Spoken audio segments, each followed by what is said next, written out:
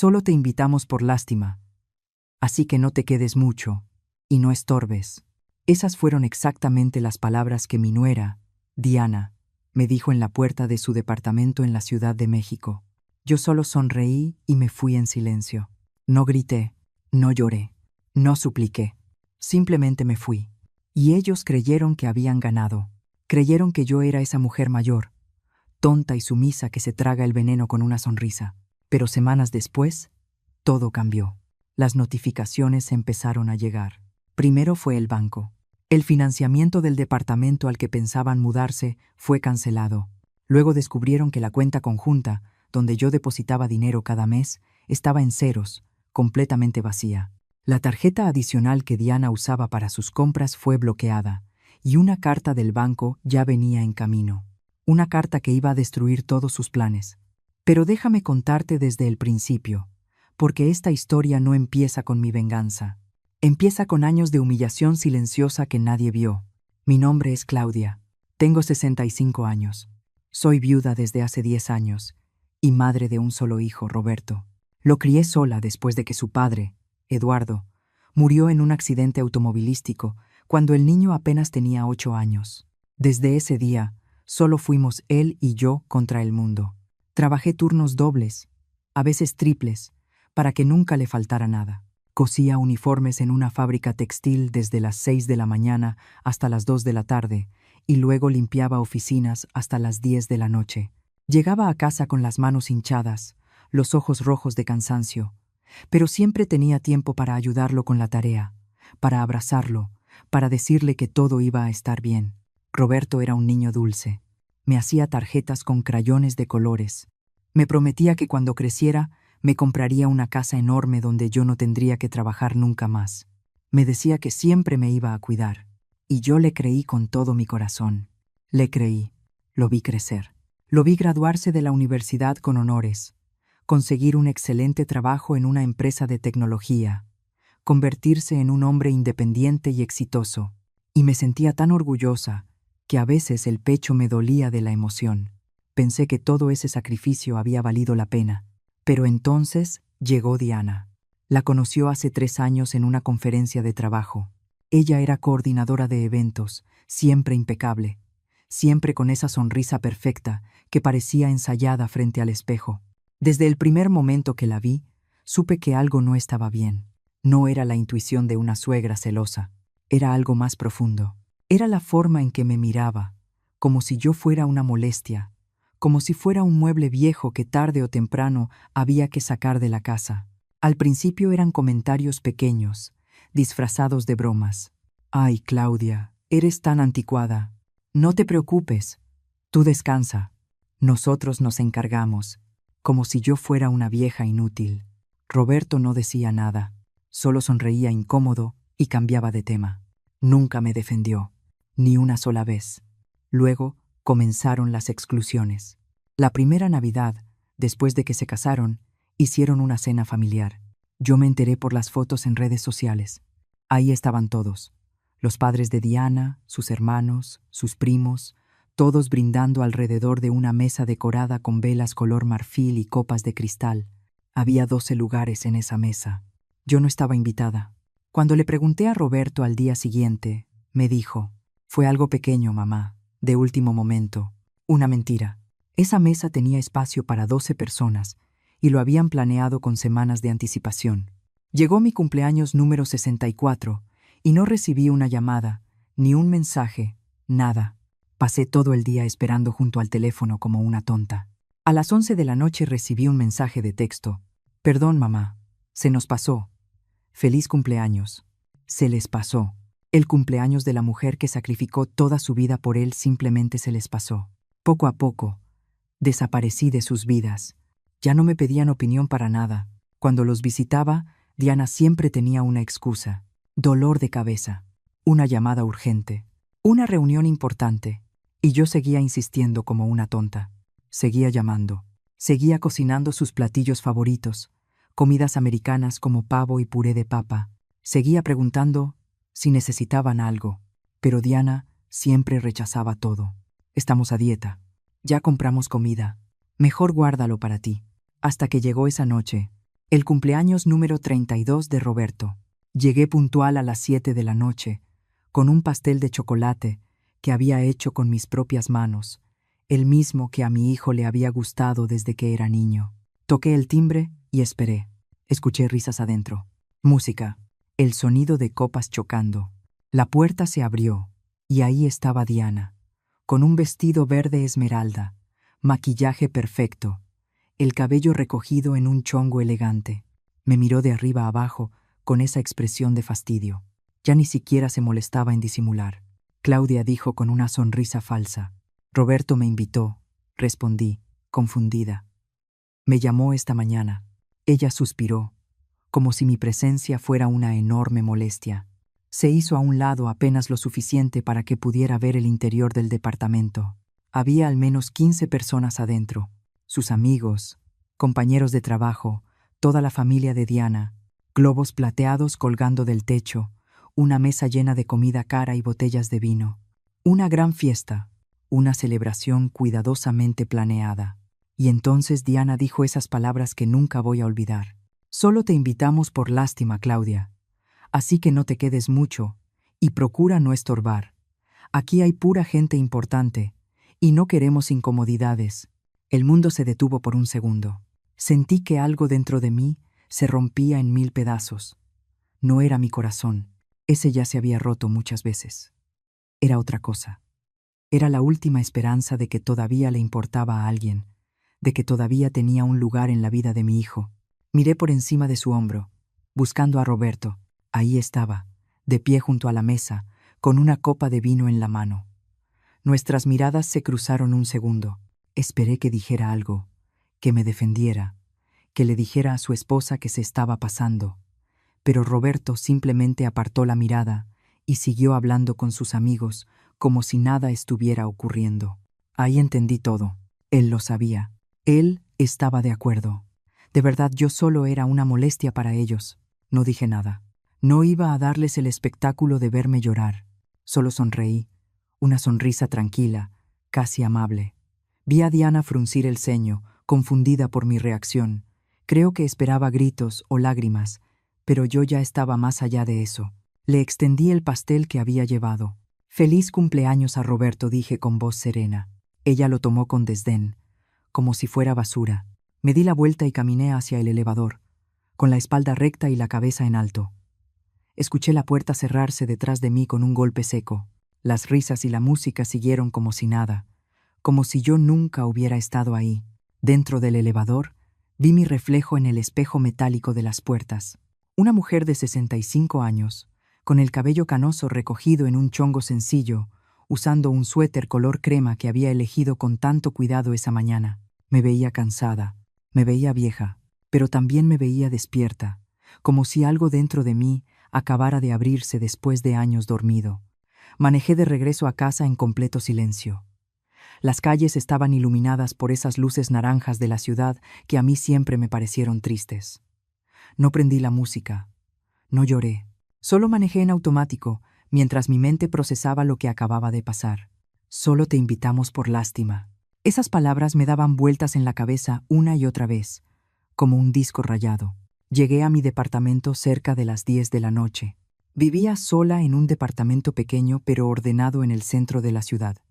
2 recámaras, una sala modesta, una cocina donde casi nunca cocinaba porque ¿para qué cocinar si estás sola? Las paredes eran beige claro. Todo era funcional, todo era silencioso, todo estaba vacío. Me quité los zapatos y me senté en el sillón sin prender muchas luces. Solo la lámpara de la esquina proyectaba sombras suaves contra la pared. Cerré los ojos y dejé que los recuerdos llegaran, porque necesitaba entender cómo había llegado hasta aquí, cómo había permitido que me trataran así. Pensé en mi madre, Martha. Murió hace 15 años, pero todavía podía escucharla en momentos como este. Era una mujer dura, de esas que sobreviven tiempos difíciles sin doblarse. Trabajó limpiando casas toda su vida para que yo pudiera estudiar. Nunca se quejó, nunca le pidió nada a nadie.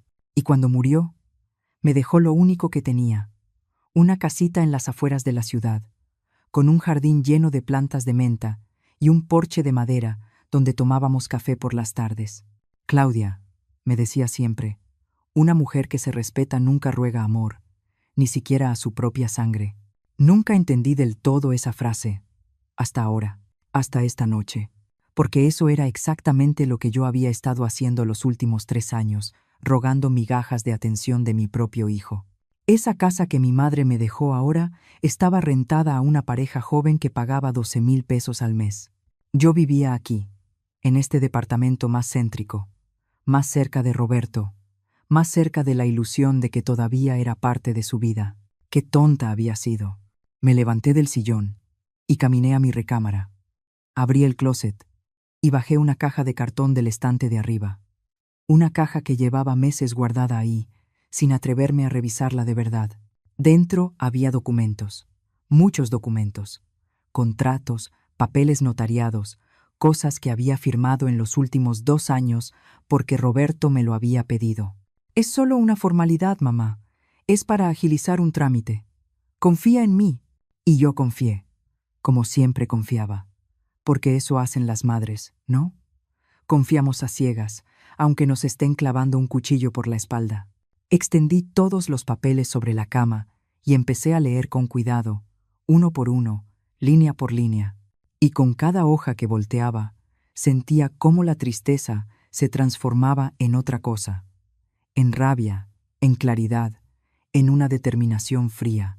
El primer documento era un contrato de crédito hipotecario para un departamento nuevo en una zona exclusiva de la ciudad. Valor: 5 millones de pesos. Fecha de firma: hace 8 meses. Y ahí, en la línea de cofirmante y aval, estaba mi nombre, mi firma, mi número de identificación. Yo era legalmente responsable de esa deuda.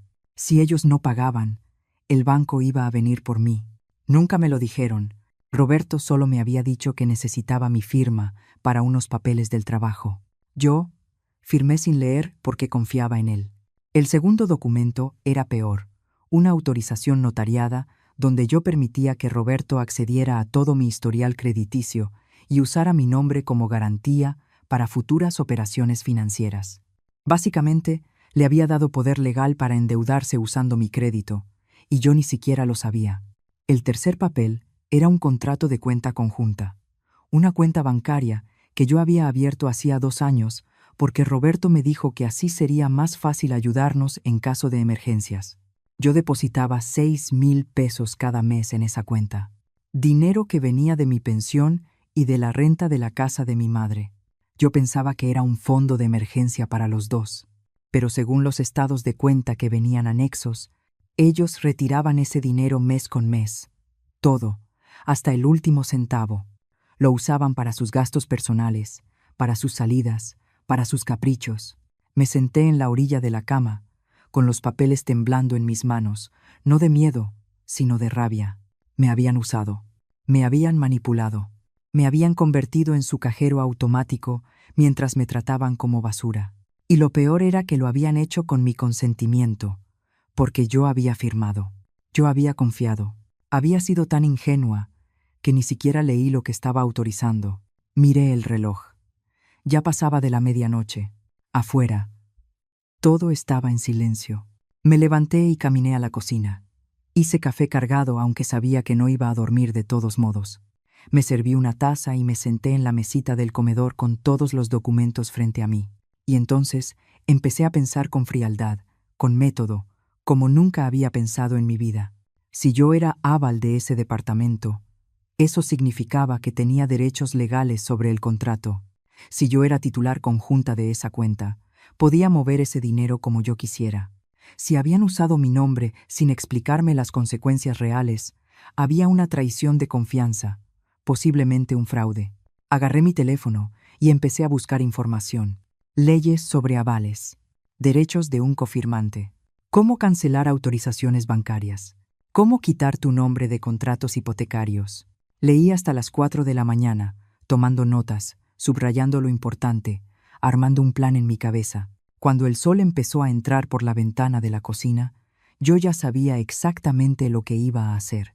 Y no iba a ser rápido, no iba a ser ruidoso, iba a ser silencioso, legal y completamente irreversible. Me bañé, me puse ropa cómoda, Reuní todos los documentos y los guardé en una carpeta de plástico color gris. A las 8 en punto de la mañana, llamé a un despacho de abogados que encontré en Internet, especialistas en derecho bancario y familiar. «Buenos días», dije cuando contestaron. «Necesito una consulta urgente. Creo que se ha cometido un fraude financiero usando mi nombre y necesito saber cuáles son mis opciones legales». Me dieron cita para esa misma tarde a las 3. Perfecto. Pasé el resto de la mañana organizándolo todo. Imprimí los estados de cuenta bancarios de los últimos 2 años. Saqué copias de todos los contratos. Hice una lista detallada de cada depósito que había hecho en esa cuenta conjunta, de cada firma que había puesto sin entender realmente qué estaba autorizando. Todo. A las 2:30 salí de mi casa con la carpeta bajo el brazo. El despacho estaba en el centro de la ciudad, en un edificio alto de oficinas con ventanales enormes. Tomé el elevador hasta el piso 12. La recepcionista me condujo a una sala de juntas donde me esperaba un abogado de unos 40 años llamado Carlos. Traje gris oscuro, lentes rectangulares, expresión seria pero amable. «Señora Claudia», me saludó, estrechándome la mano. «Cuénteme qué está pasando». Y se lo conté todo. Desde el inicio, desde que Diana entró en la vida de mi hijo, las humillaciones, los documentos que firmé sin leer, la cuenta bancaria que vaciaban mes con mes, el departamento del que yo era aval, sin saberlo realmente. Esa noche en la puerta, cuando me dijeron que solo me invitaban por lástima, Carlos escuchó en silencio, tomando notas en una libreta. Cuando terminé de hablar, revisó cada documento con cuidado, uno por uno, leyendo la letra pequeña, verificando fechas, subrayando cláusulas. Después de casi una hora, levantó la vista y me miró directamente a los ojos. «Señora Claudia», dijo con voz firme, «usted tiene varias opciones aquí, y todas son completamente legales». Carlos se recargó en la silla y entrelazó los dedos sobre la mesa. Me miró con una mezcla de profesionalismo y algo que parecía empatía genuina. Había visto casos como el mío antes, eso era evidente. Pero cada historia de abuso tiene su propio sabor amargo. Primero, hablemos del departamento, comenzó, señalando el contrato hipotecario. Usted aparece aquí como aval y cofirmante con responsabilidad solidaria. Eso significa que si su hijo y su nuera dejan de pagar, el banco puede venir directamente contra usted para cobrar la totalidad de la deuda. 5 millones de pesos. Más intereses. Sentí un nudo cerrarse en el estómago. ¿Y qué puedo hacer? Legalmente, usted puede solicitar que la retiren como aval si demuestra que firmó bajo información incompleta o engañosa. Aquí tenemos evidencia de que las implicaciones del contrato nunca le fueron explicadas con claridad. Eso es una violación de la confianza. ¿Se puede iniciar un proceso legal para sacarme del contrato? Sí, pero eso toma tiempo. Meses, tal vez. ¿Y la opción rápida? Pregunté, porque algo dentro de mí sabía que no tenía meses. Necesitaba actuar ahora. Carlos sonrió levemente. La opción rápida es más drástica. Como cofirmante, usted tiene derecho a exigir la liquidación inmediata del crédito o la venta del inmueble si considera que su patrimonio está en riesgo. ¿Eso qué significa? Básicamente, puede forzar la cancelación del préstamo. Si ellos no pueden pagar el crédito completo de inmediato, el banco ejecuta la garantía y el departamento regresa a la institución financiera. Ellos pierden la propiedad y usted queda libre de responsabilidad. ¿Eso es legal? Completamente. Está estipulado en el contrato. Cláusula 17, inciso B. Los cofirmantes pueden exigir liquidación anticipada si consideran que existe riesgo de incumplimiento. Y créame, añadió, con el historial que me está mostrando, cualquier juez entenderá que usted tiene razones suficientes para proteger su patrimonio. Asentí lentamente. ¿Qué más? La cuenta bancaria conjunta continuó, pasando a otro documento. Aquí la situación es más sencilla. Usted es cotitular. Eso significa que tiene pleno derecho sobre el dinero depositado. Puede retirarlo todo, cerrar la cuenta o simplemente dejar de depositar. Ellos no pueden hacer nada legalmente para impedirlo. ¿Y la tarjeta adicional que le di a mi nuera? Esa tarjeta está a su nombre. Usted es la titular principal. Puede cancelarla cuando quiera con una simple llamada al banco. No necesita autorización de nadie. Sentí que algo cálido empezaba a crecer en mi pecho. No era odio. Era poder, control. La sensación de que, por primera vez en años, yo tenía las cartas en la mano. Hay una tercera cosa, dijo Carlos, sacando otro papel. Esta autorización que usted firmó, donde le permite a su hijo acceder a su historial crediticio y usar su nombre como garantía. Esto es más delicado, porque técnicamente usted dio su consentimiento. Pero, de nuevo, hay evidencia de que no se le explicaron las consecuencias reales. Podemos revocar esta autorización de inmediato con un documento notariado. Una vez revocada, cualquier uso futuro de su nombre sería ilegal. ¿Cuánto tiempo tomará todo esto? Si quiere avanzar rápido, podemos tener todo listo en una semana. Documentos notariados, solicitudes al banco, notificaciones legales, todo. Luego Carlos se inclinó hacia adelante y me miró con atención. Pero necesito saber algo, señora Claudia. ¿Está segura de que quiere hacer esto? Porque una vez que iniciemos este proceso, no hay marcha atrás. Su relación con su hijo va a cambiar para siempre. Tal vez se destruya por completo. Permanecí en silencio un momento. Pensé en Roberto de niño, haciéndome tarjetas con crayones. Pensé en todas esas noches en vela trabajando para darle una vida mejor. Pensé en sus promesas de que siempre me cuidaría. Y luego pensé en él esa noche, en su fiesta, desviando la mirada mientras su esposa me humillaba en la puerta. Mi relación con mi hijo ya está destruida, dije con voz firme. Yo solo era la única que no quería verlo. Así que sí, estoy completamente segura. Carlos asintió. Muy bien. Entonces, empecemos. Pasamos las siguientes 2 horas revisando cada detalle. Firmé autorizaciones. Llené formularios. Di instrucciones precisas sobre cómo quería proceder. Carlos me explicó que todo el proceso sería silencioso. Ellos no sabrían nada hasta que empezaran a llegar las notificaciones oficiales, y para entonces ya sería demasiado tarde para detenerlo. Salí de ese edificio cerca de las 6 de la tarde. El sol comenzaba a ponerse, tiñendo el cielo de naranja y violeta. Caminé hacia mi coche con la carpeta vacía bajo el brazo. Todos los documentos se habían quedado con Carlos. Ahora eran evidencia legal. Ahora eran mi munición. Conduje de regreso a casa sintiendo algo extraño. No era exactamente felicidad. Era algo más profundo. Era la sensación de haber recuperado mi dignidad, de haber dejado de ser una víctima. Durante los siguientes 4 días, no pasó nada. Roberto no llamó, no escribió. Silencio absoluto. Yo tampoco intenté contactarlo. Por primera vez en 3 años, no estaba corriendo detrás de él, rogando atención, y se sentía liberador. Al 5.º día, recibí una llamada de Carlos. Señora Claudia, ya tenemos todos los documentos listos, dijo. Mañana, a primera hora, presentaremos ante el banco la solicitud de liquidación del crédito hipotecario. También estamos notificando formalmente la revocación de todas las autorizaciones que usted firmó. ¿Está lista? Completamente lista, respondí sin dudar. Bien. Una cosa más. Le sugiero que hoy mismo vaya al banco y retire todo el dinero de la cuenta conjunta. Déjela en ceros y cancele la tarjeta adicional. Hágalo antes de que se den cuenta de lo que está pasando. Colgué el teléfono y me quedé mirando la pared unos segundos. Este era el punto de no retorno. Una vez que hiciera esto, la guerra quedaba oficialmente declarada. Pero ya no había miedo en mí, solo determinación. Me cambié de ropa. Me puse un pantalón color café y una blusa color crema. Me recogí el cabello. Me miré en el espejo. La mujer que me devolvía la mirada ya no era la misma que había salido humillada de ese departamento una semana atrás. Esta mujer tenía la mirada fría y la mandíbula tensa. Esta mujer había despertado. Llegué al banco a las 4 de la tarde. Era una sucursal grande, con pisos de mármol brillante y aire acondicionado helado.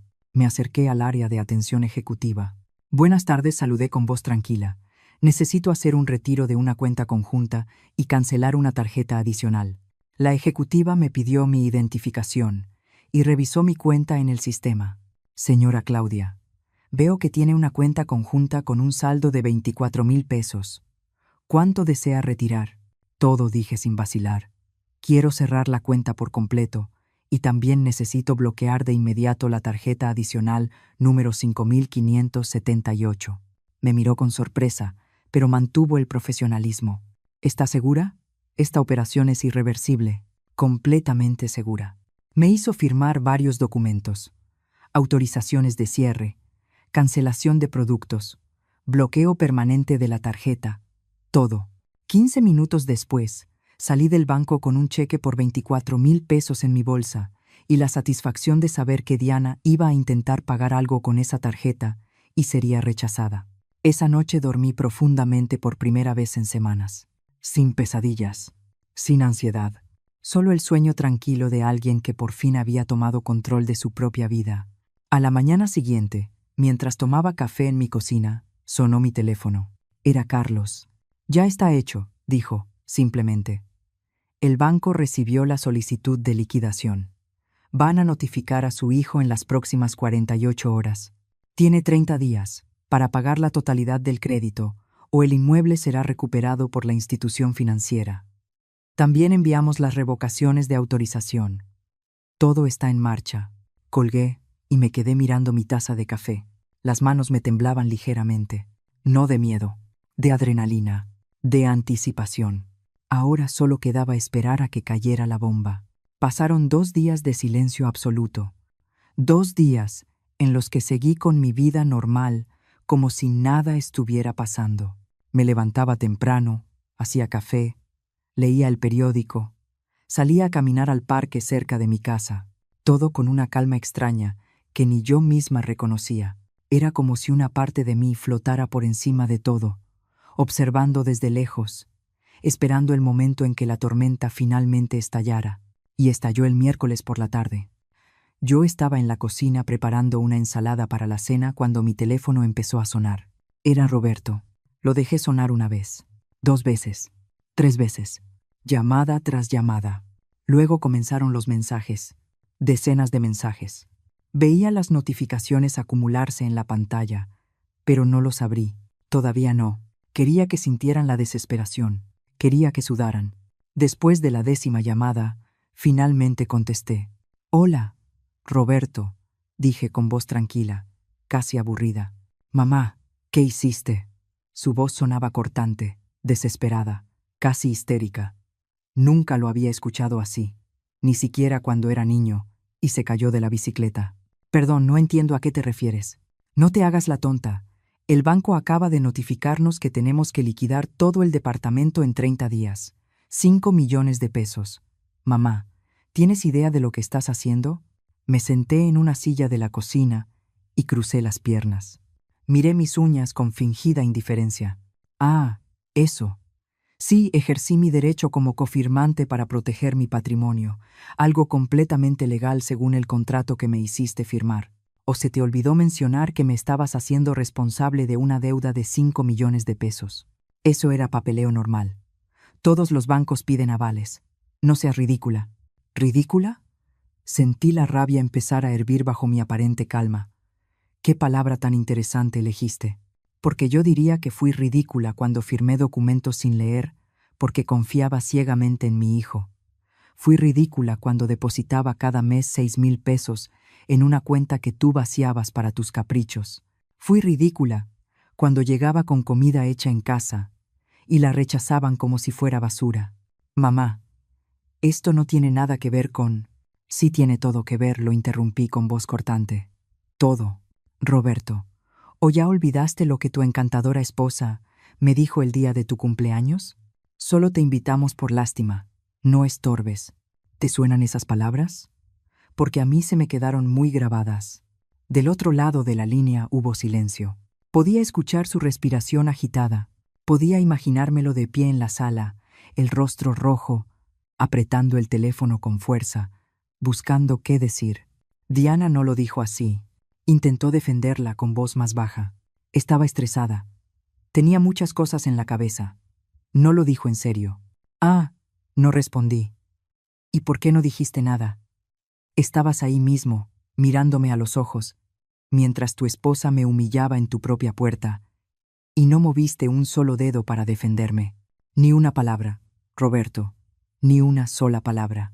No quería hacer una escena.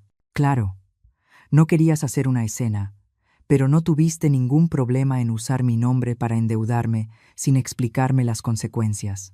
No tuviste ningún problema en vaciar la cuenta donde yo depositaba dinero cada mes pensando que era para emergencias. No tuviste ningún problema en excluirme poco a poco de tu vida hasta que me convertí en una molestia. ¿Sabes qué es lo más triste de todo esto, hijo? Que yo te habría dado todo y tú me pagaste con traición. No es traición. Eres mi madre. Se supone que debes ayudarme. Y ahí estaba, la verdad cruda y desnuda. Para él, yo no era una persona con sentimientos ni dignidad. Era un recurso, una fuente de dinero y favores que podía explotar a su antojo. Y cuando dejé de servirle emocionalmente, simplemente me descartó, pero mantuvo activa mi utilidad financiera. Tienes razón, dije, con una calma peligrosamente controlada. Soy tu madre. Y como tu madre, pasé 30 años sacrificándome por ti. Trabajé turnos dobles para que nunca te faltara nada. Me partí la espalda para pagarte la universidad. Lloré de felicidad cuando te graduaste. Te di todo lo que tenía, y más. Pero ¿sabes qué aprendí demasiado tarde, Roberto? Que ser madre no significa ser tu esclava. No significa dejar que me pisotees.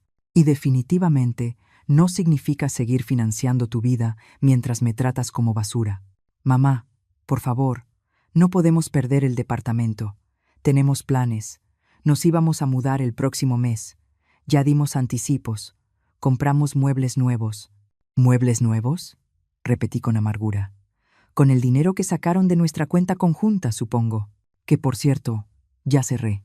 Ah, y antes de que preguntes, también cancelé la tarjeta adicional que Diana usaba tan generosamente.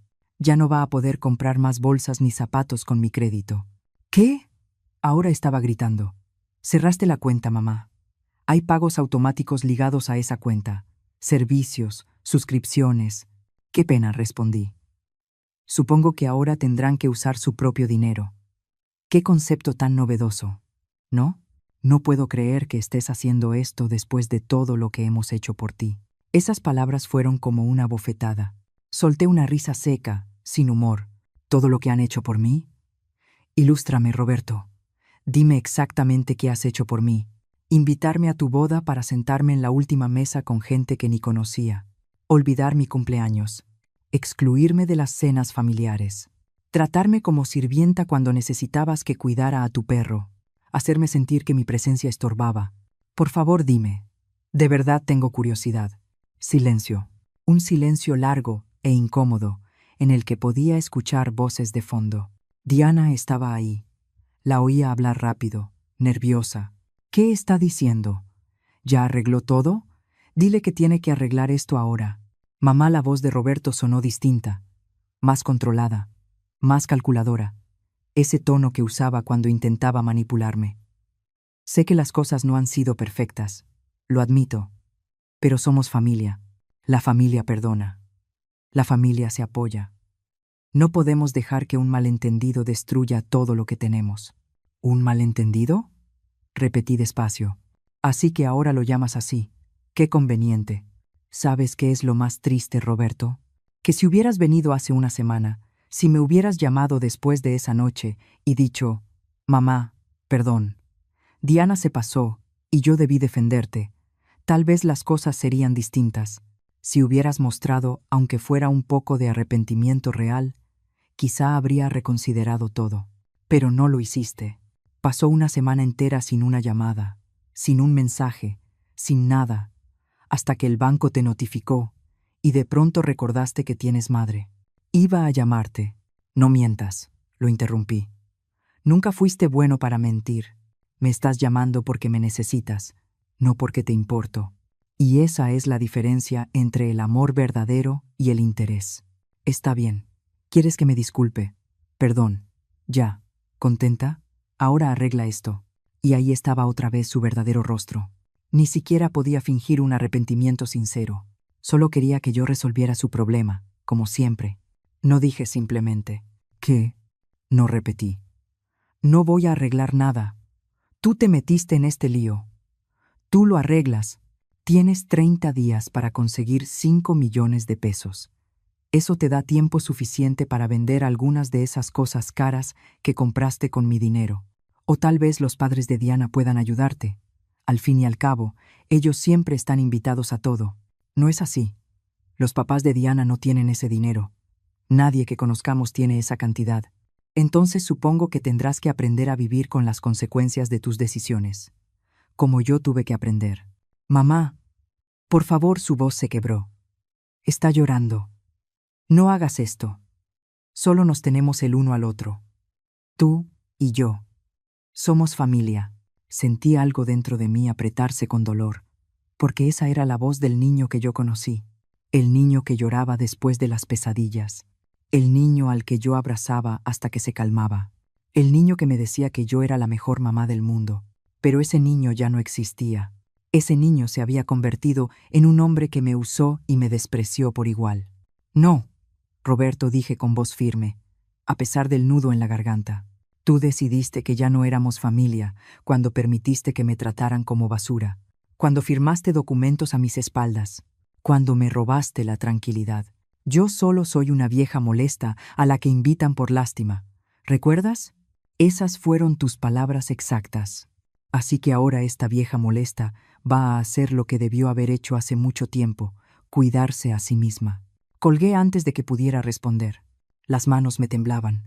El corazón me latía con fuerza, pero no lloré. Ya no quedaban lágrimas para ellos. Dejé el teléfono sobre la mesa de la cocina y lo miré como si fuera una bomba a punto de explotar. Sabía que iba a volver a sonar, y no me equivoqué. 30 segundos después, la pantalla volvió a encenderse. Roberto. Rechacé la llamada. Volvió a llamar. La rechacé otra vez. Y otra. Y otra. Después de la sexta llamada, simplemente apagué el teléfono. El silencio que siguió fue extraño, pesado, pero también liberador. Me levanté y caminé hasta la ventana de la sala. Afuera ya estaba oscureciendo. Las luces de la ciudad se encendían una a una, como luciérnagas de concreto.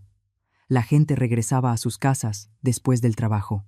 La vida seguía su curso normal para todos, menos para mí. Porque acababa de cruzar una línea que nunca pensé cruzar. Fui a mi recámara y abrí el cajón del buró. Ahí guardaba una pequeña caja de madera incrustada con nácar que había pertenecido a mi madre, Martha. Dentro había cartas viejas, fotografías amarillentas y un cuaderno gastado donde ella escribía sus pensamientos. Lo abrí con cuidado, como si fuera un objeto sagrado. Pasé las páginas lentamente. La letra de mi madre era firme y elegante, aunque solo había estudiado hasta sexto de primaria. Leí algunas entradas al azar. Hoy Claudia cumplió 15 años. Le hice un pastel con lo poco que tenía. Me miró con esos ojos llenos de gratitud que me parten el corazón. Ojalá pudiera darle más. Ojalá pudiera darle el mundo. Otra entrada. De años después. Claudia se casó con Eduardo hoy. Es un buen hombre. Se le nota en los ojos. Él la va a cuidar. La va a respetar. Eso es lo único que una madre puede pedir, que su hija encuentre a alguien que la valore. Y una más, escrita apenas unos meses antes de su muerte. Estoy cansada. Mi cuerpo ya no responde como antes, pero no me da miedo morir. Hice lo que tenía que hacer. Le di a Claudia las herramientas para ser fuerte. Ahora solo espero que las use cuando las necesite. Cerré el cuaderno con cuidado y lo apreté contra mi pecho. Las estoy usando. Mamá, susurré al aire vacío. Perdón por haber tardado tanto. Esa noche no dormí bien. No por remordimiento, sino por adrenalina. Mi mente no dejaba de repasar la conversación con Roberto. Cada palabra, cada tono, cada justificación patética, y entre más lo pensaba, más clara veía la verdad. Yo había permitido todo esto. Había sido cómplice de mi propia humillación por miedo a quedarme sola, por miedo a perder al único hijo que tenía. Pero, ¿para qué aferrarte a alguien que ya te soltó desde hace mucho? A la mañana siguiente prendí el teléfono. Tenía 53 mensajes, 28 llamadas perdidas, la mayoría de Roberto, pero también había algunas de números desconocidos que seguramente eran Diana usando teléfonos de otras personas. No abrí ningún mensaje. No escuché ningún buzón de voz. Simplemente bloqueé ambos números y dejé el teléfono sobre la mesa. A las 10 de la mañana sonó el timbre de mi departamento. Miré por la mirilla y ahí estaba Roberto. Se veía terrible. Ojeras profundas, el cabello despeinado, la camisa arrugada como si hubiera dormido con ella. Estaba solo, sin Diana. Qué curioso que ella no viniera a dar la cara. No abrí la puerta. «Mamá, sé que estás ahí», dijo con voz ronca. «Tu coche está en el estacionamiento. Por favor, abre. Tenemos que hablar». Yo me quedé en silencio del otro lado, con la espalda pegada a la pared, escuchando. «Mamá, por favor. No puedo perder el departamento. No puedes hacerme esto. Soy tu hijo. Tu único hijo». Su voz se quebró. «Te lo ruego. Abre la puerta». Una parte de mí quería abrir. Esa parte materna que nunca muere del todo, por más que te lastimen. Esa parte que recuerda cambiar pañales a las 3 de la mañana, curar rodillas raspadas, celebrar cada logro pequeño como si fuera un milagro. Pero otra parte de mí, la parte que por fin había despertado, sabía que si abría esa puerta, todo habría sido en vano. «Mamá, Diana dice que va a hablar contigo, que va a pedirte perdón, que todo fue un malentendido. Solo dame la oportunidad de arreglar esto». Diana dice. Ni siquiera eran palabras de él. No podía articular una disculpa real sin que su esposa le dictara qué decir. Lo escuché recargarse contra la puerta. Podía imaginármelo sentado en el piso del pasillo, con la cabeza entre las manos. Se quedó ahí casi una hora hablando, rogando, llorando, y yo escuché cada palabra sin moverme, sin abrir, sin ceder. Al final, se fue. Oí sus pasos alejándose por el pasillo, el sonido del elevador, el silencio que volvió. Me senté en el sillón y solté un suspiro largo.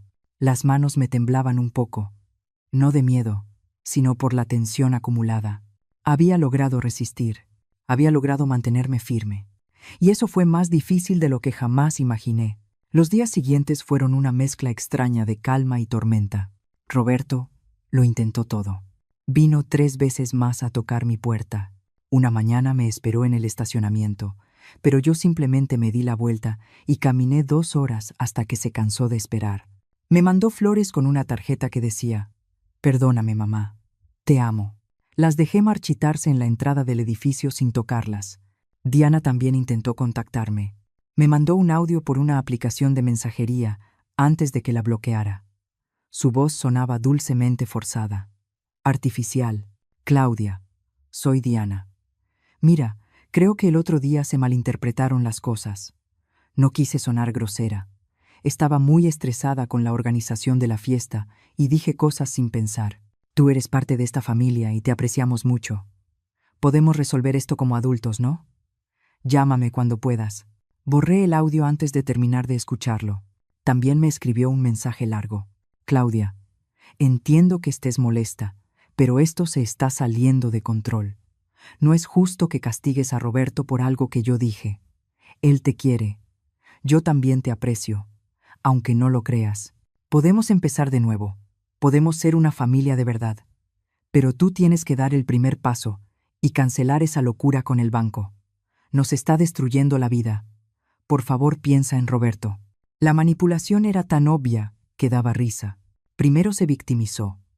Luego apeló a mis sentimientos de madre y al final me culpó a mí por la destrucción que ellos mismos habían provocado. Era el manual clásico de un manipulador narcisista. Yo no respondí. El viernes de esa semana, ya con el reloj corriendo hacia la fecha límite de aquella noche en su puerta, recibí una llamada de Carlos. «Señora Claudia, tengo noticias», dijo con profesionalismo. El banco confirmó la ejecución del proceso. A su hijo le quedan 18 días para liquidar el crédito, o el inmueble será recuperado por la institución financiera. Los abogados de su hijo también me contactaron para intentar negociar. Quieren saber si usted estaría dispuesta a retirar la solicitud a cambio de que ellos le paguen una cantidad mensual. ¿Cuánto están ofreciendo? 4,000 pesos al mes. Me reí. Una risa amarga, seca, una miseria. Menos de la mitad de lo que yo depositaba voluntariamente cada mes en esa cuenta que ellos vaciaban. Esa era su idea de una negociación justa. Obviamente, es una oferta ridícula, pero legalmente debo informarle. Dígales que no respondí. Dígales que no hay negociación posible. O pagan todo en los próximos 18 días o pierden el departamento. No hay punto medio. Entendido. Hay algo más. Su hijo presentó una demanda alegando que usted está actuando con mala fe y que su decisión no tiene fundamento legal. Es un intento desesperado, pero tengo que informarle. Sentí la rabia subir por la garganta. ¿Me estaba demandando? Sí, pero no se preocupe. Su caso es débil. Tenemos toda la documentación que prueba que usted firmó bajo información incompleta y que tiene todo el derecho de proteger su patrimonio. No va a prosperar, pero sí significa que esto podría alargarse un poco más en tribunales. Que lo haga, dije con voz fría. Que gaste dinero en abogados que no tiene. Que se hunda más. Ya no me importa. Colgué y me quedé mirando el teléfono. Mi propio hijo me estaba demandando. El niño que crié. El niño al que le di mi vida. Me llevaba a juicio, porque por fin dije que no. Esa noche saqué una botella de vino que llevaba meses guardada en la cocina. Me serví una copa grande y me senté en el balcón de mi departamento. El aire estaba fresco. La ciudad brillaba abajo como un océano de luces. Y me sentí extrañamente en paz, porque por primera vez en años, yo no estaba rogando, no estaba esperando, no estaba siendo invisible. Me estaban viendo. Aunque fuera como la villana de su historia, aunque me odiaran, aunque me demandaran, al menos ahora sabían que yo existía. Di un sorbo al vino y levanté la copa hacia el cielo nocturno. Por ti, mamá, susurré, por enseñarme que una mujer que se respeta nunca ruega amor, ni siquiera a su propia sangre. Los días siguientes fueron extrañamente tranquilos, como el silencio que llega después de una tormenta, cuando todo está destruido. Pero al menos ya no hay truenos. Establecí una nueva rutina.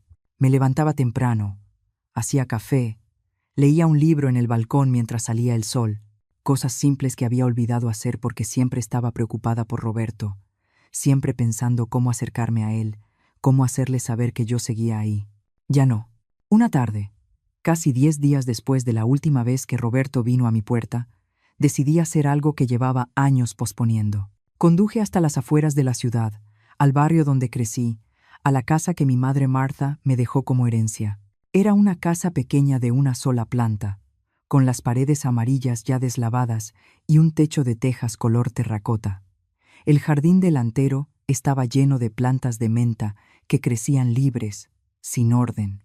El porche de madera, donde solíamos sentarnos a tomar café, necesitaba una mano de pintura, pero seguía siendo firme. La pareja joven que la rentaba mantenía todo en buen estado. Pagaban puntualmente 12,000 pesos cada mes. Nunca causaron problemas. Estacioné frente a la casa y me quedé ahí, sentada dentro del coche durante mucho tiempo, solo mirando, recordando. Esa casa fue donde mi madre pasó sus últimos años. Fue donde yo crecí, donde aprendí lo que significaba trabajar duro, donde vi a mi madre regresar cada noche con las manos agrietadas de limpiar casas ajenas, pero siempre con la cabeza en alto. Saqué el teléfono y marqué el número de la mujer que rentaba la casa. Contestó al tercer tono. Señora Claudia, qué sorpresa. ¿Todo está bien? Hola, Carolina. Sí, todo está bien. Mira, te llamo porque necesito preguntarte algo.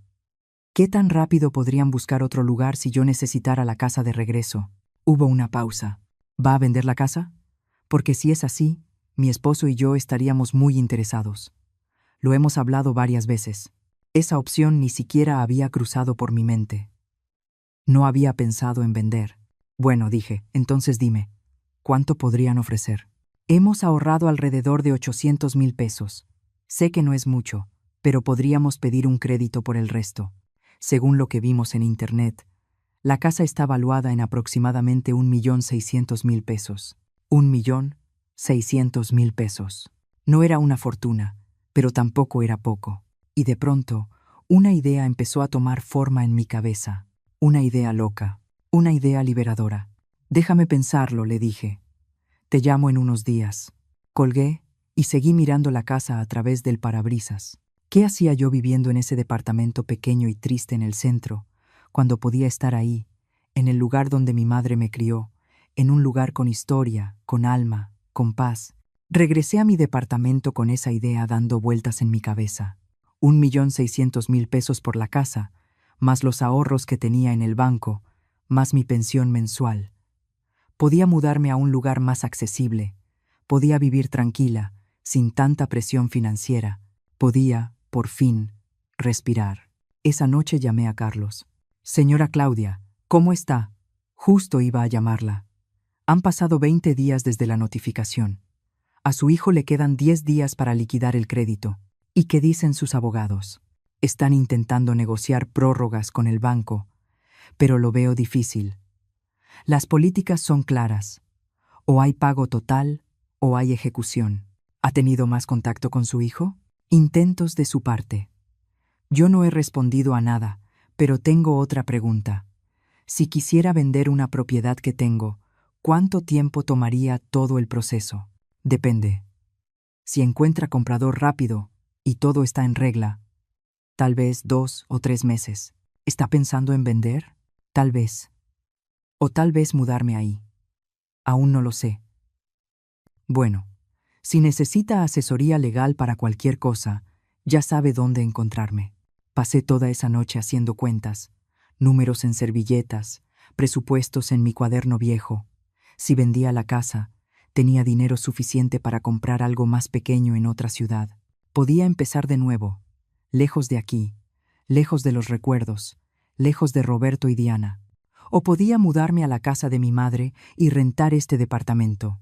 Las opciones eran muchas, y por primera vez en años, yo era quien decidía. El día 25 después de la notificación del banco, sonó mi teléfono. Era un número desconocido. Casi no contesté, pero algo me hizo hacerlo. Señora Claudia, era la voz de una mujer mayor, formal, educada. Sí, ¿quién habla? Soy Gladys, la madre de Diana. Disculpe que la moleste. Conseguí su número a través de una amiga en común.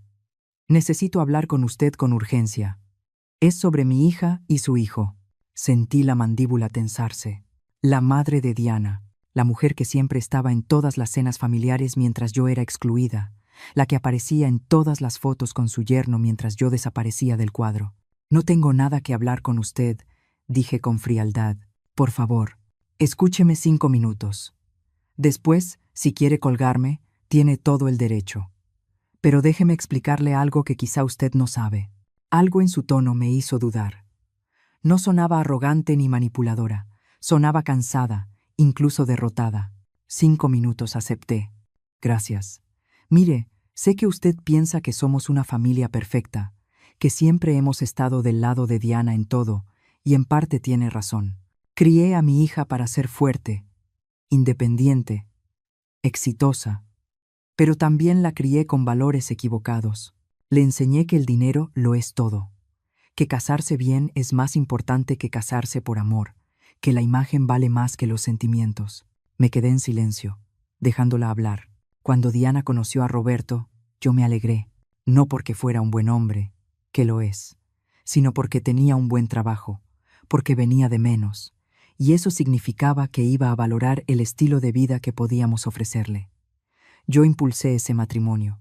Le sembré a mi hija la idea de que usted era una molestia, que las suegras siempre son un problema, que era mejor mantenerla a distancia. Sentí la rabia empezar a hervir en el pecho. ¿Y por qué me dice todo esto ahora? ¿Qué quiere? ¿Que retire la solicitud del banco? ¿Que perdone a su hija y volvamos a como estaban las cosas antes? No, dijo, con la voz quebrada. No espero nada de usted. Solo quiero que sepa que me equivoqué, que destruí algo que no debí destruir, porque ahora que todo se está viniendo abajo, ahora que Roberto y Diana están desesperados, ahora que han venido a rogarme que les preste un dinero que no tengo, por fin veo el monstruo que ayudé a crear. ¿No tiene el dinero?, pregunté con curiosidad genuina. No. Mi esposo y yo estamos jubilados. Vivimos de una pensión.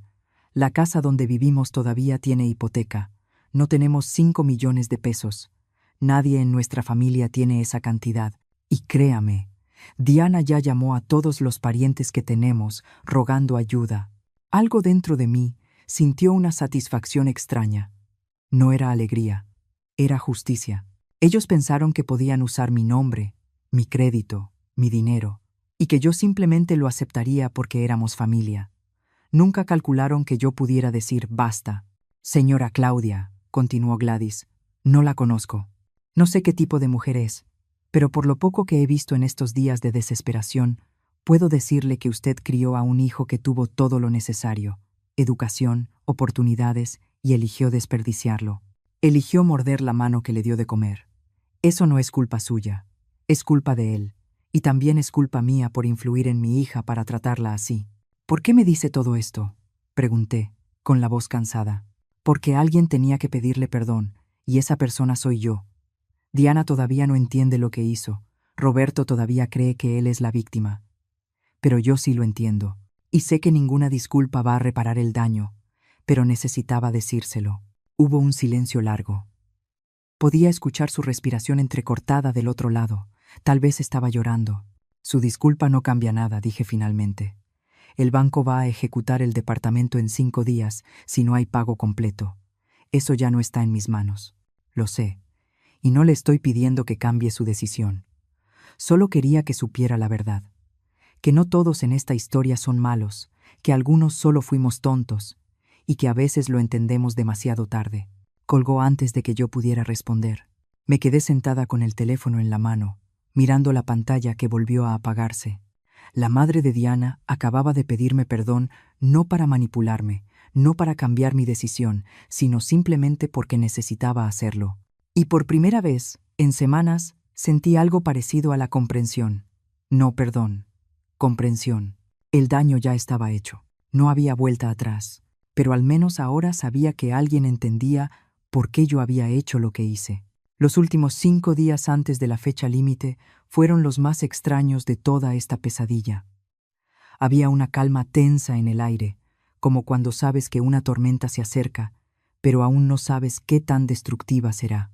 Continué con mi rutina. Café por las mañanas, caminatas en el parque, lectura en el balcón, pero siempre con el teléfono cerca, esperando. Carlos me llamó el día 28. Señora Claudia, los abogados de su hijo hicieron una última oferta. Proponen que usted acepte un plan de pagos. Ellos pagarían 100,000 pesos mensuales durante los próximos 50 meses hasta liquidar toda la deuda. A cambio, usted retiraría la solicitud de ejecución inmediata. Hice el cálculo mentalmente. 100,000 pesos por 50 meses. 5 millones de pesos. En números, cuadraba. Pero había un problema enorme con esa propuesta. Carlos, dije, ¿de dónde van a sacar 100,000 pesos cada mes si ni siquiera tienen los 5 millones completos ahora? Roberto gana bien, pero no tanto. Y hasta donde sé, Diana dejó de trabajar hace 6 meses. Exactamente ese es el problema. Es una promesa que no pueden cumplir. En 3 o 4 meses dejarán de pagar y usted estará en la misma situación, pero peor, porque habrá perdido tiempo, y ellos habrán seguido viviendo en ese departamento sin consecuencias. Entonces la respuesta es no. Eso pensé. Se los haré saber. Señora Claudia, prepárese. En 2 días el banco va a ejecutar la recuperación del inmueble. Su hijo va a perder el departamento y probablemente intente contactarla de maneras más desesperadas. ¿Está lista para eso? Tan lista como puedo estar, respondí, aunque no estaba segura de que fuera verdad. Esa noche no dormí bien. No por culpa, sino por anticipación. Sabía que lo que venía iba a ser brutal.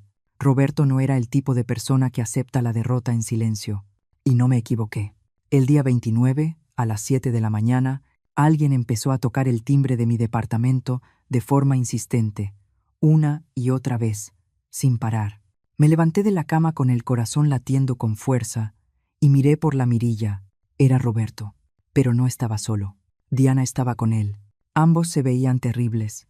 Él tenía barba de varios días, ojeras profundas, la ropa arrugada como si hubiera dormido con ella puesta. Ella llevaba el cabello sucio recogido en una cola desordenada, sin maquillaje, con pants grises, como recién salida de la cama. «¡Mamá! ¡Abre la puerta!», gritó Roberto, golpeándola con el puño. «Sé que estás ahí. ¡Abre!». No abrí. Me quedé del otro lado, con la espalda apoyada en la pared, respirando hondo, tratando de mantener la calma. «Claudia, por favor», ahora era Diana. «Necesitamos hablar. Mañana lo perdemos todo». «¿Todo?», ¿Entiendes? Vamos a quedarnos en la calle. No vamos a tener dónde vivir, gritó Roberto. Firmamos un contrato para dejar este departamento el próximo mes. Ya dimos el depósito. Compramos muebles. Teníamos planes. Y tú los estás destruyendo por un berrinche. ¿Un berrinche?, le grité desde adentro. Ya no pude quedarme callada. No es un berrinche, Roberto. Es una consecuencia. Algo que nunca aprendiste. Porque yo siempre te rescataba de todo. Entonces rescátame ahora. Una última vez, suplicó. Te juro que vamos a cambiar. Te vamos a incluir en todo. Te vamos a valorar. Pero haz esto por mí. Solo una vez más. ¿Cuántas veces había escuchado esa frase en mi vida? ¿Cuántas veces le di una última oportunidad? ¿Cuántas veces perdoné lo imperdonable? Y siempre terminaba en el mismo lugar. Invisible. Usada. Despreciada. Claudia, perdóname, gritó Diana. Lo que te dije esa noche fue horrible. Lo admito. Estaba enojada por otras cosas y me desquité contigo. Pero no lo decía en serio. No quería lastimarte. Mentira, grité con toda la fuerza que tenía. Claro que lo decías en serio. Llevabas 3 años tratándome como basura. Esa noche solo dijiste en voz alta lo que siempre pensaste.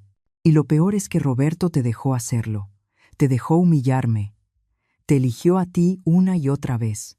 Escuché sollozos del otro lado. Diana estaba llorando. Roberto estaba llorando. Pero yo ya no sentía compasión. Esas lágrimas llegaron demasiado tarde. Después de años de desprecio. Después de meses tratándome como una molestia. Después de usar mi nombre para endeudarse sin explicarme nada. Después de vaciar la cuenta donde yo depositaba mi dinero con tanto esfuerzo. Mamá, la voz de Roberto ya era apenas un susurro roto. Si haces esto, si dejas que el banco se quede con el departamento, voy a quedar con el historial crediticio destruido. No voy a poder rentar nada decente. No voy a poder comprar otra propiedad por años, tal vez décadas. Mi vida profesional se va a venir abajo. Todo lo que construí se va a derrumbar. Bienvenido a las consecuencias, dije con voz fría.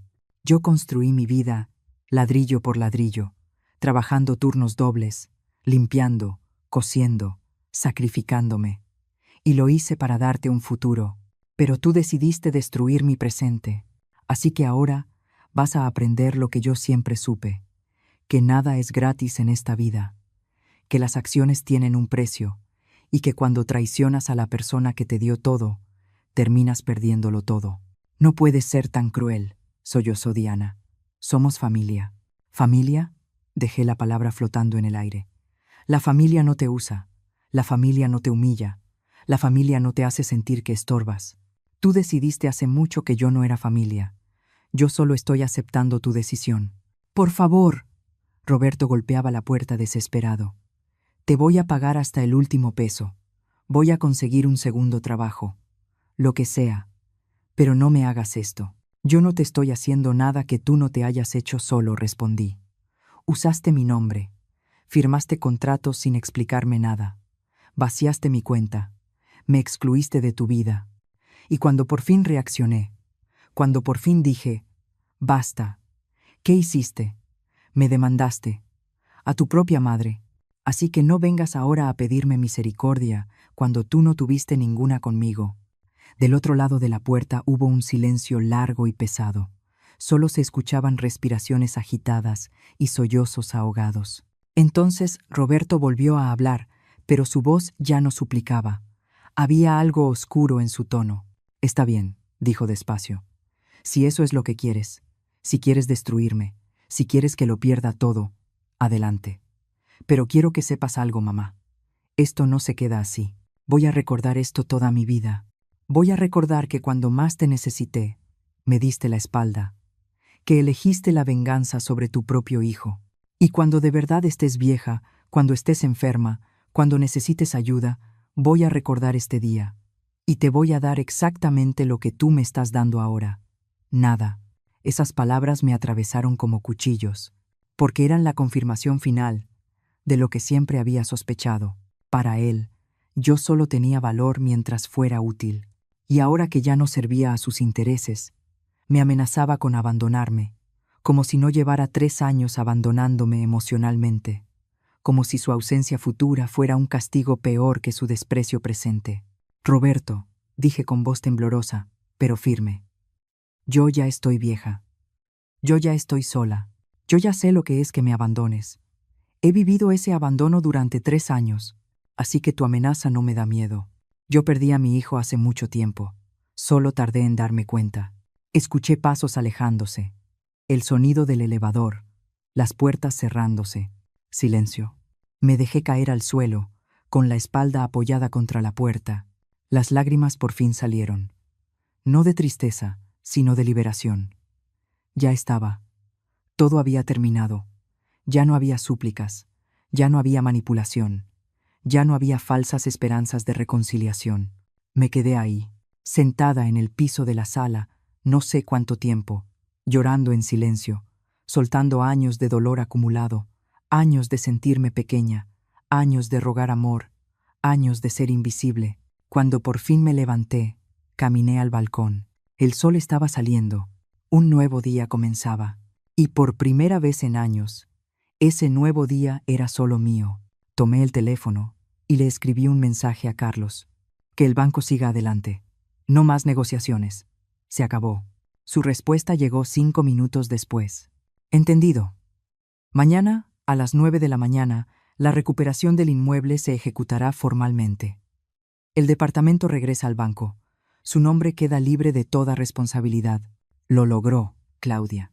Cerré los ojos y respiré hondo. Lo había hecho. Había recuperado mi vida. Había recuperado mi dignidad. Y aunque dolía, aunque el precio había sido perder a mi hijo para siempre, al menos ahora podía verme al espejo sin sentir vergüenza. El día 30 amaneció gris. Nubes pesadas cubrían el cielo, como si la ciudad misma supiera que algo importante estaba por terminar. Me desperté temprano, a las 6 de la mañana, aunque apenas había dormido 3 horas. Hice café y me senté en el balcón, envuelta en una cobija beige. El aire estaba frío. Noviembre siempre traía ese frío que se mete en los huesos y no se va. A las 9 en punto, tal como Carlos había dicho, recibí la notificación oficial del banco. Un correo formal con lenguaje legal que básicamente decía: la propiedad ubicada en Avenida Quinta número 243, Departamento 502, ha sido recuperada por falta de pago. Los ocupantes tienen 72 horas para desalojar voluntariamente o se procederá al desalojo forzoso. Venía adjunto un archivo en PDF con sellos oficiales y firmas digitales. Lo leí 3 veces, cada palabra, cada cláusula, y cuando terminé, cerré el correo y me quedé mirando la pantalla apagada de mi teléfono. Ya estaba. Después de 30 días de guerra silenciosa, después de lágrimas y ruegos, después de que me llamaran cruel y vengativa, ya estaba. Roberto y Diana habían perdido el departamento. No sentí alegría ni tristeza, solo un vacío extraño, como cuando terminas un libro larguísimo y no sabes qué hacer con el tiempo que antes dedicabas a leerlo.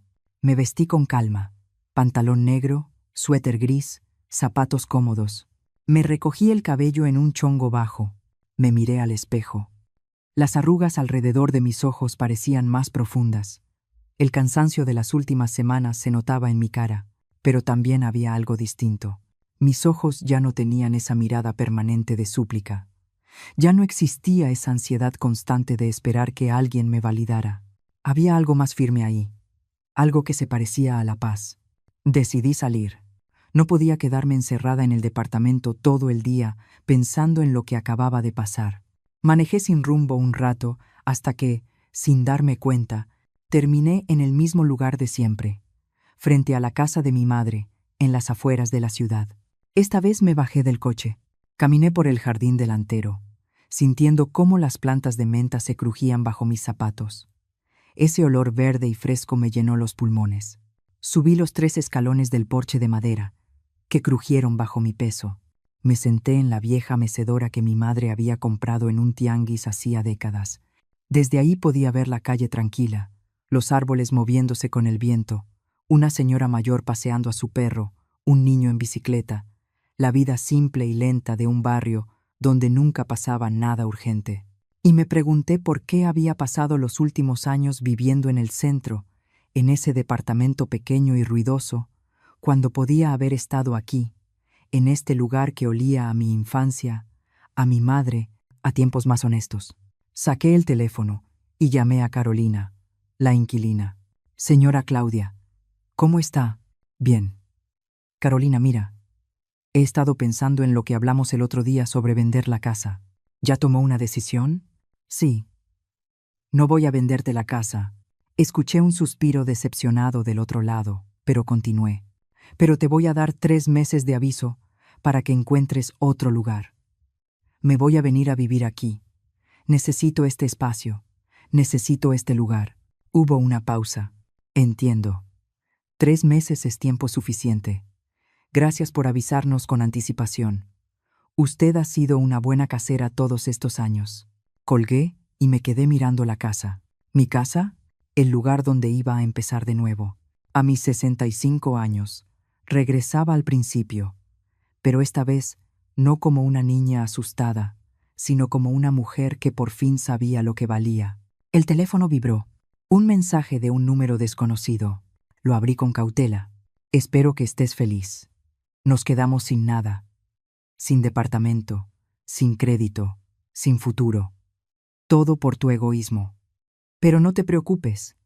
Algún día vas a necesitar algo de nosotros. Y ese día vas a recordar lo que hiciste. Era Diana. Reconocí su forma de escribir, llena de drama y victimismo. No respondí. Solo bloqueé el número. Ya no tenía energía para sus manipulaciones. 5 minutos después llegó otro mensaje. Otro número desconocido. Esta vez era más largo.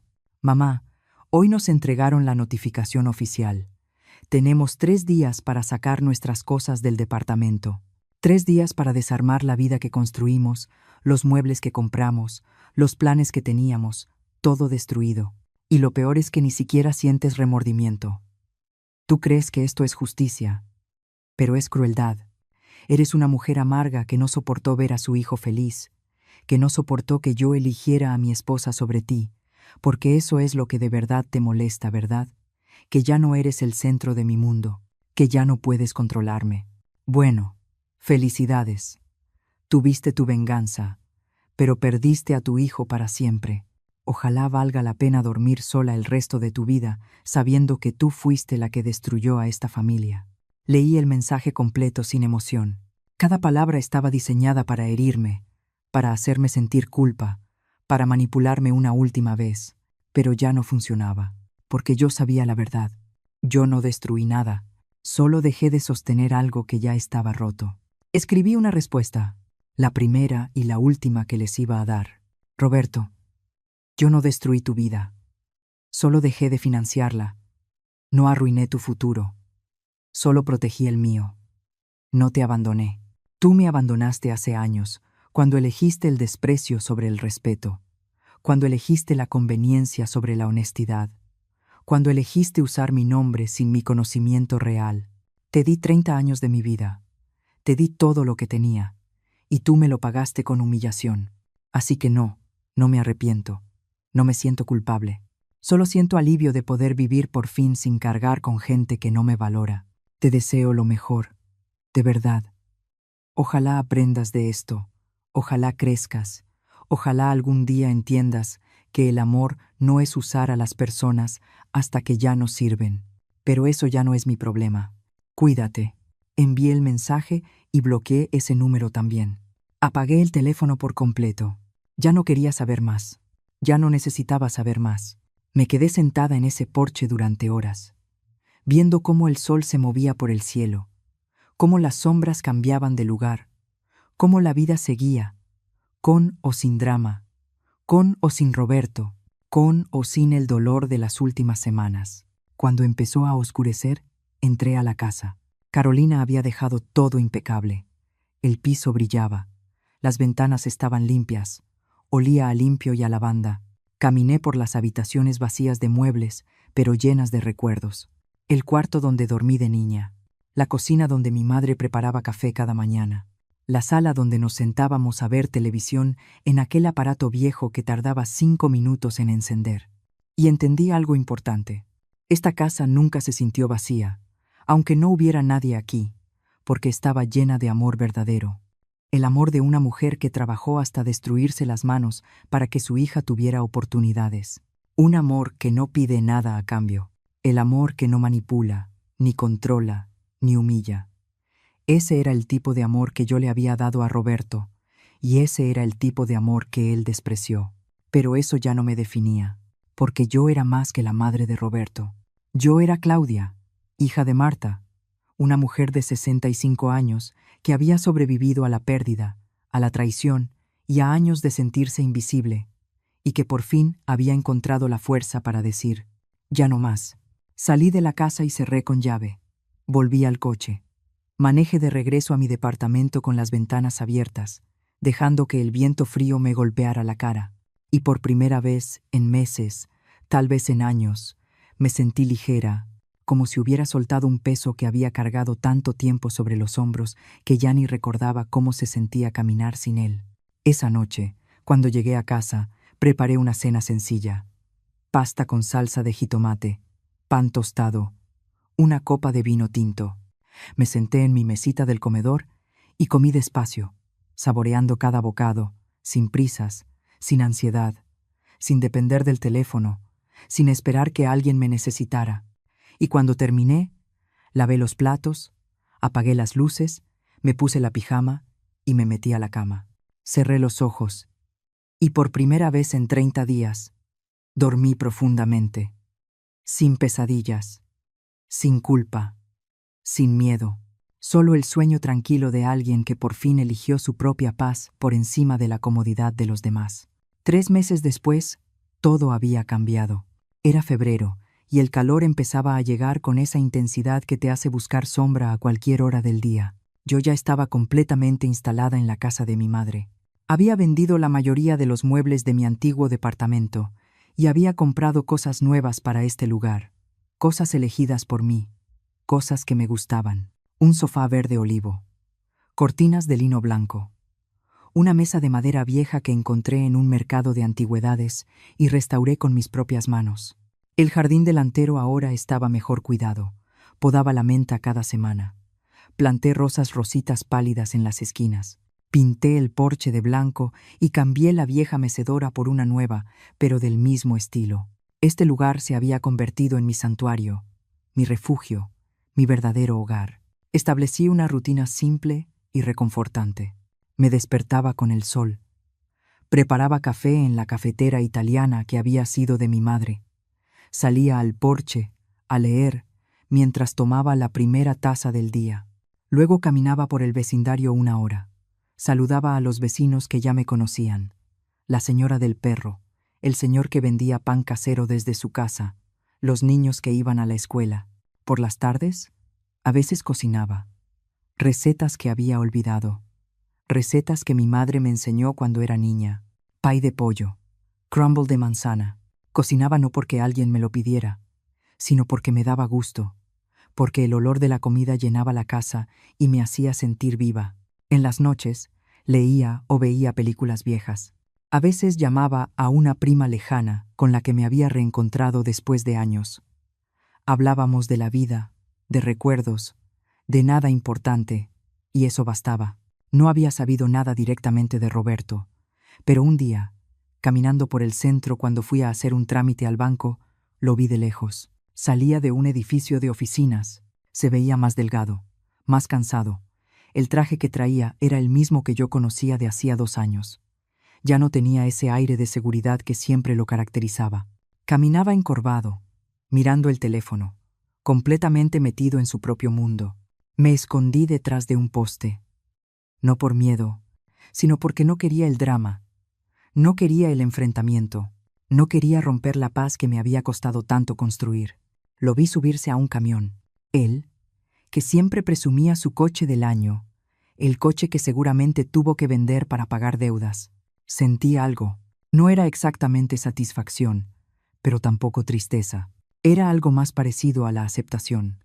Él estaba viviendo las consecuencias de sus decisiones y yo estaba viviendo la tranquilidad. Una tarde de marzo, recibí una llamada de Carlos. Señora Claudia, ¿cómo está? Ya tiene tiempo que no hablamos. Muy bien, Carlos.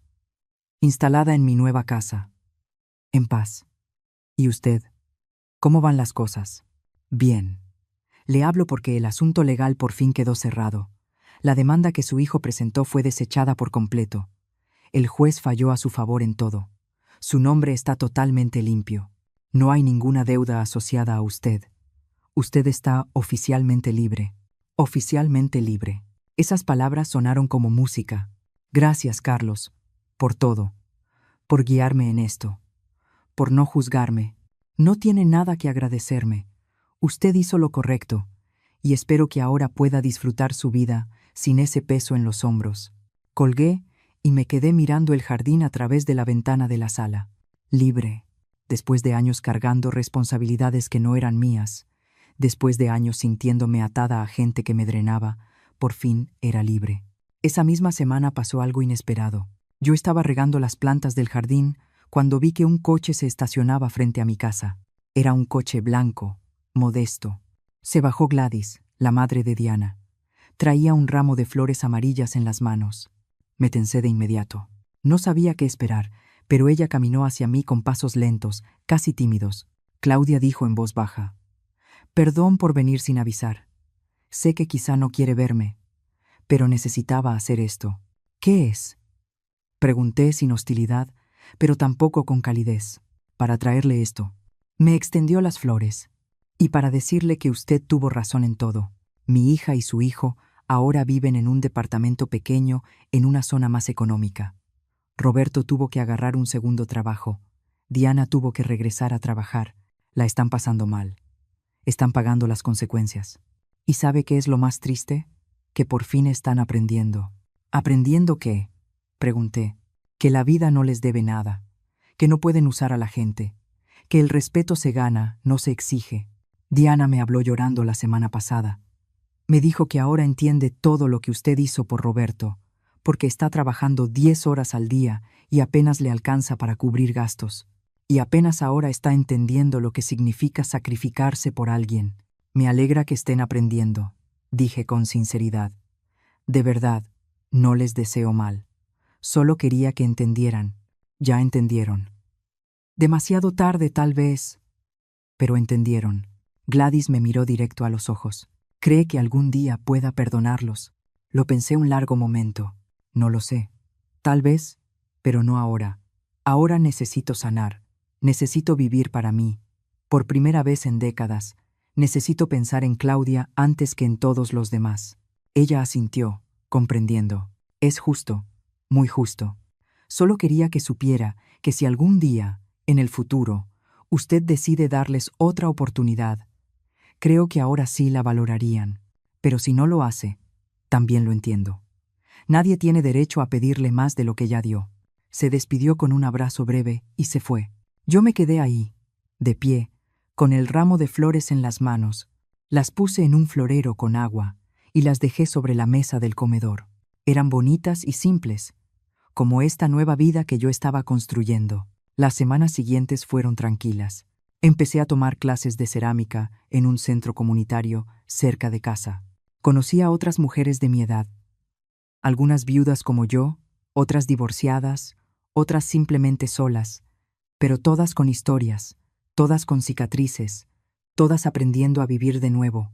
Una tarde, mientras moldeaba una taza de barro en el torno, una de ellas me preguntó: «Claudia, ¿tienes hijos?». La pregunta me agarró por sorpresa. Antes, habría respondido automático: «Sí, un hijo», pero esta vez lo pensé. «Tuve un hijo», dije despacio, «pero ya no tenemos relación. Fue doloroso, pero necesario». Ella asintió sin juzgar. A veces la familia biológica no es la familia real. A veces la familia real es la que escogemos, la que nos respeta, la que nos valora. Tenía razón, y yo estaba empezando a construir esa familia elegida, con estas mujeres del taller, con mis vecinos, con mi prima, con la gente que me trataba con dignidad. Una noche de abril, casi 6 meses después de todo lo que había pasado, estaba sentada en el porche mirando las estrellas, cuando una paz profunda me inundó por completo. No era felicidad eufórica, era algo mejor, era calma. Era la sensación de estar exactamente donde debía estar, de haber tomado las decisiones correctas, aunque fueran las más difíciles. Pensé en mi madre, Marta, en lo orgullosa que habría estado de verme ahora, en cómo habría aplaudido mi valentía, en cómo me habría dicho: así se hace, hija, así se defiende la dignidad. Y pensé en todas las mujeres que están pasando por lo mismo que yo viví, las que están siendo usadas, las que son despreciadas, las que están rogando amor a personas que no las valoran. Y quise decirles algo, quise que supieran que hay salida, que hay vida después del dolor, que nunca es tarde para elegirse. Porque si alguien allá afuera está viviendo algo parecido a lo que yo viví, si alguien se siente invisible en su propia familia, si alguien está cargando a personas que solo lo buscan cuando lo necesitan, quiero que sepa esto: no eres egoísta por poner límites, no eres cruel por proteger tu paz, no eres mala persona por decir: ya basta. Mereces respeto, mereces amor verdadero, mereces ser valorada. Y si tienes que alejarte hasta de tu propia sangre para encontrar tranquilidad, está bien, está más que bien, porque al final del día, la persona con la que vas a vivir todos los días de tu vida eres tú misma, y mereces poder mirarte al espejo sin vergüenza. Perdí a mi hijo, eso es verdad, pero me encontré a mí. Y resultó que eso valía muchísimo más de lo que jamás imaginé.